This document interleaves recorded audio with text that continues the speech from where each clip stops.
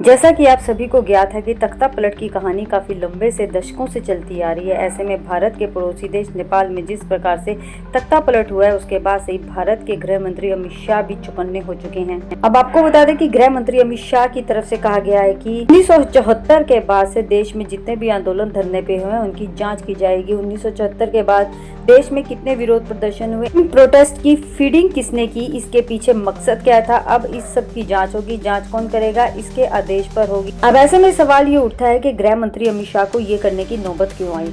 जैसा कि आप सभी को ज्ञात है, नेपाल में किस प्रकार से तख्ता पलट हुआ है, इसमें काफी हिंसक गतिविधियां भी हुई हैं। किस प्रकार से हथियार पकड़े जाते हैं, लोगों का ब्रेन वॉश किया जाता है और देश के खिलाफ उन्हें खड़ा किया जाता है, लड़ने के लिए उन्हें प्रेरित किया जाता है। काम कोई और नहीं बल्कि नक्सली करते हैं। और इन नक्सलियों का सरगना कोई छोटा मोटा नहीं बल्कि करोड़पति होता है, पैसे वाला होता है। ये तो आप सभी जानते हैं। लेकिन केंद्रीय गृह मंत्री अमित शाह ने police research and development bureau को 1974 के बाद हुए विरोध प्रदर्शन की स्टडी करने के निर्देश दिए हैं। साथ ही एक SOP तैयार करने को कहा है, जिसमें इस बात का पता चलेगा कि उन विरोधी प्रदर्शनों के कारण